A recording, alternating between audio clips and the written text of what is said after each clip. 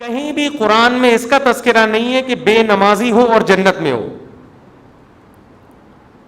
سمجھ میں آ رہی ہے بات کہ نہیں آ رہی؟ میں کسی پہ جہنم کا فتویٰ نہیں لگا رہا, یہ تو اللہ کا کام ہے کس کو جنت دے. قانون اور ضابطہ یہی ہے کہ بے نمازی کے لیے جنت نہیں ہے. یہ اسلام کی پہلی علامت ہے نماز. آپ کو پڑھنی پڑے گی چاہے آپ دل سے خوش ہو یا نہ ہو, آپ کو اور جماعت سے پڑھنی پڑے گی آپ کو. تو یہ وہ حق کا راستہ ہے جس میں سب سے پہلے شیطان رکاوٹ ڈالتا ہے اور اس کے بعد آپ کا اپنا نفس, اور تیسرے نمبر پہ کلچر. ہر حق میں 3 رکاوٹیں کھڑی ہوتی ہیں. تو نماز بھی حق کا راستہ ہے یا نہیں ہے؟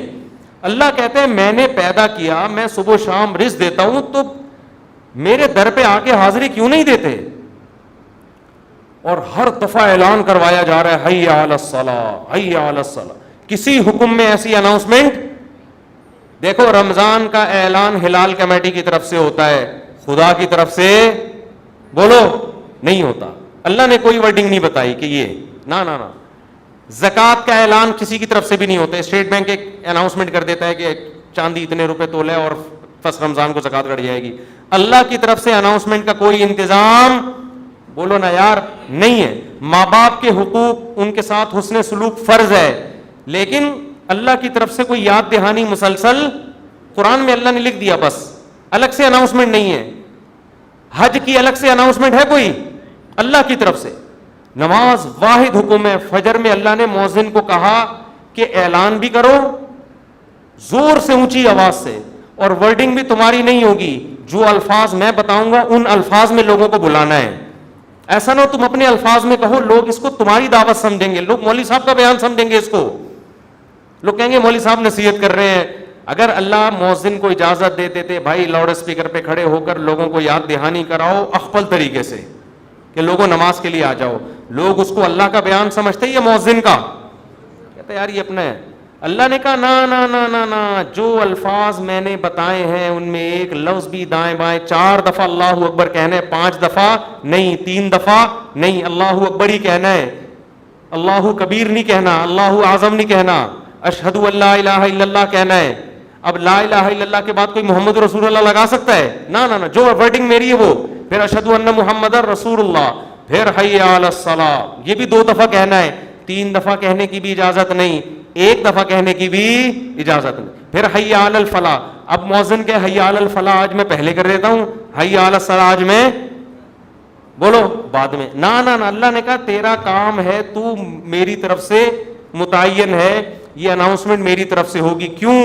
اللہ ایک ایک بات اس لیے تاکہ اللہ کی حجت اس کے بندوں پہ تمام ہو جائے. کل قیامت میں کوئی یہ نہ کہہ سکے اے اللہ نماز میری سمجھ میں نہیں آ رہی تھی. اللہ کہے گا 5 دفعہ تیرے کان میں نے اپنی کبریائی ڈلوائی اور وہ ورڈنگ تو اس کو بھول گیا تھا, یہ کیسے ہو سکتا ہے؟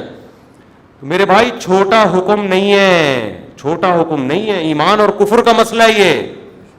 ابھی سے عزم کرو, ابھی سے پابند. اگر سستی ہو رہی ہے سستی کا علاج کرو. آج موٹیویشنل اسپیکر آپ کو بتا رہے ہیں سستی کا علاج کیا ہے. وہ آپ کو پیسہ کمانے میں جو سستی ہو رہی ہے نا اس کا علاج بتا رہے ہیں. آپ سارا دن سوتے پڑے رہو, مر جاؤ گے بھوک سے, زیادہ زیادہ یہی ہوگا, کم نقصان ہوگا آپ کا. لیکن قیامت کے دن جو اللہ سب سے پہلے آپ سے پوچھے گا وہ کیا پوچھے گا؟ وہ نماز کا پوچھے گا کہ میں نے پیدا کیا تھا اور میں نے بار بار پیدا ہوتے ہی کان میں اذان دلوا دی, پیدا ہوتے ہی. اس کو ہلکا سمجھنا شروع کر. خواتین جا رہی ہیں شاپنگ کرنے, نماز گول. سفر پہ جا رہے ہیں, نماز گول. تو سفر میں ہی تو پتہ چلتا ہے نماز کا, شاپنگ کے دوران ہی تو پتہ چلتا ہے نماز کا. تو آج سے عزم کرو میرے بھائی. اور میں ایک نسخہ بتا دوں, جس نے فجر کی نماز جماعت سے پڑھ لی, اس کا مطلب باقی نمازیں بھی کیسے پڑھتا ہے وہ؟ جماعت سے پڑھے. فجر پڑھ لی نا, اس کا مطلب باقی نہیں چھوڑے گا. پھر فجر کو فوکس کر لو. اور جی ہاں, فجر میں تو اللہ نے ایک اور الفاظ اضافہ کروا دی نا, الصلاۃ خیر من النوم.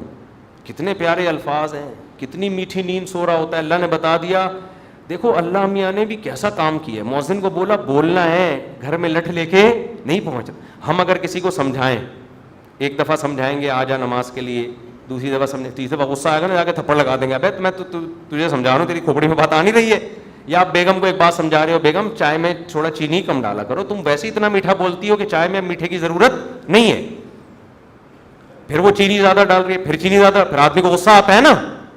یہی تھوڑی کہ ہمیشہ ریکارڈنگ چلا کے چلا جائے گا, چینی کم ڈالو, چینی کم ڈالو. ایک دن 5 6 7 8 دفعہ آ کے اس کو غصہ آئے گا کہ بھائی بولا ہے کم ڈالو, نمک کم ڈالو, 1 دفعہ 2 دفعہ 3. لیکن اللہ کا اصول دیکھو, اللہ نے کہا مؤذن سے فجر میں اعلان کر دینا, حی علی الصلاۃ حی علی الفلاح الصلاۃ خیر من النوم, نماز نیند سے بہتر ہے. بس بتا دینا, گھر میں ڈنڈا لے کے نہیں پہنچنا, نہ سونے تو جو پڑا ہوا ہے. کیوں؟ لا تحسبن اللہ غافلا عما یعمل الظالمون. قرآن کہتا ہے ظالم جو کچھ کر رہا ہے اللہ کو اس سے غافل مت سمجھو. اللہ غافل نہیں ہے, اللہ حجت تمام کر رہا ہے, ابھی نہیں پوچھے گا. اگر پکڑنا شروع کر دے تو پھر آزمائش نہیں ہے.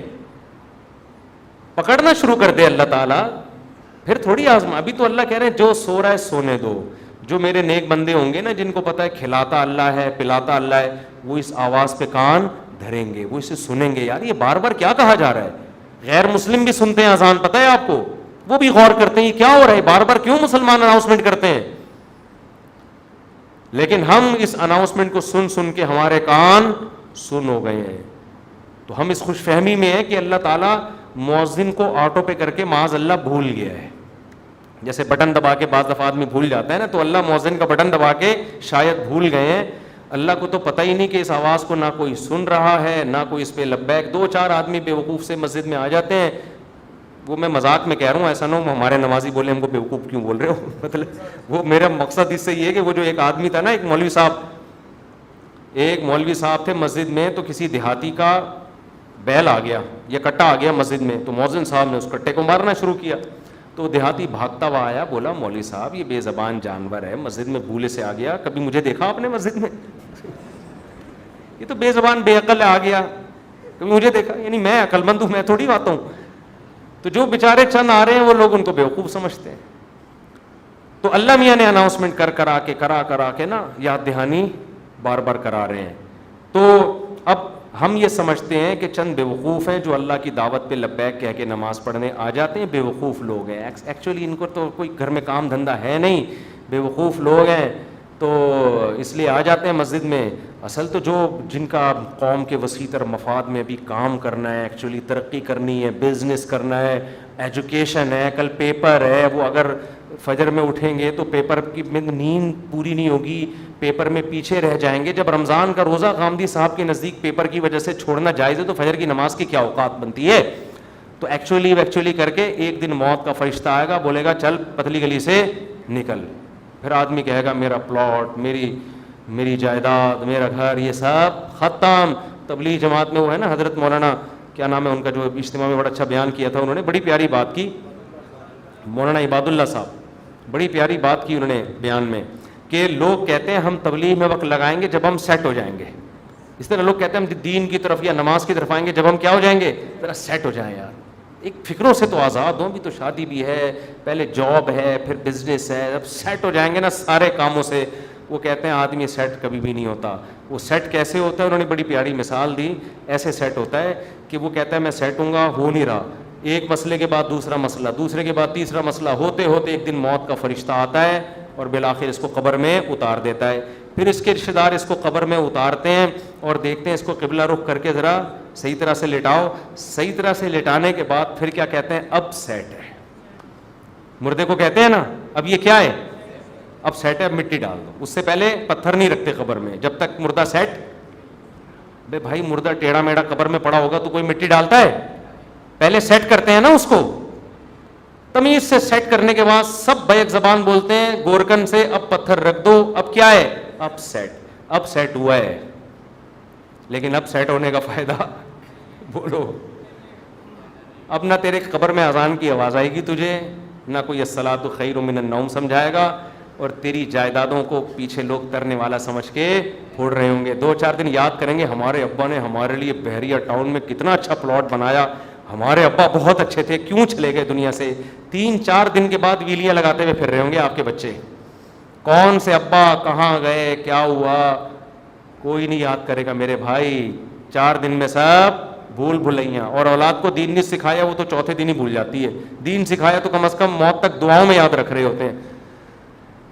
تو اس لیے انسان کا بچہ وہی ہے میرے بھائی جو انگریزوں سے دھوکے میں نہ ہو, یہ لبرل لوگوں سے دھوکے میں نہ ہو. ایک موٹیویشنل اسپیکر کی میں تقریر سن رہا تھا ابھی. کبھی کبھار میں سنتا نہیں ان کی تقریریں, کلپ سامنے آ جاتے ہیں نا, شارٹ کلپ آج کل 1-2 منٹ کے آ رہے ہیں. تو میرے سامنے کلپ آ گیا, اس نے تقریر میں کہا کہ خدا جو ہے نا, خدا یہ ہمارا بلیو ہے, یہ کوئی ریئلٹی نہیں ہے. ریئلٹی وہ ہوتی ہے جو سائنس ثابت کرے. سائنس تو خدا کو ثابت نہیں کرتی, تو ریئلٹی پہ چلو, اپنے بلیف پہ مت چلو. میں نے کہا یہ اس کے جوابات تو میں پھر کبھی بعد میں دوں گا. یہ فضول بکواس جو کی ہے, کیا مطلب ہے اس کا, اس میں کتنی سقم ہے, کتنی عیب ہے اس تقریر میں. لیکن میں نے کہا مرے گا تو یہ سارا تیرا جو تکبر ہے نا, جس نے بنایا ہے وہ پوچھے گا کہ تیرا بلیف مجھ پہ تھا کیوں نہیں. تو سائنسدانوں کو تو مانتا ہے, بنی ہوئی چیزوں کو دیکھ کر کہتا ہے کسی سائنٹسٹ نے یا کسی میکینک نے بنائی ہے, اور وہ میکینک خود بخود کیسے بن گیا. تو یہ ریئلٹی ہے جس پہ ہمارا بلیو ہے, یہ ہوائی باتوں پہ بلیو نہیں ہے.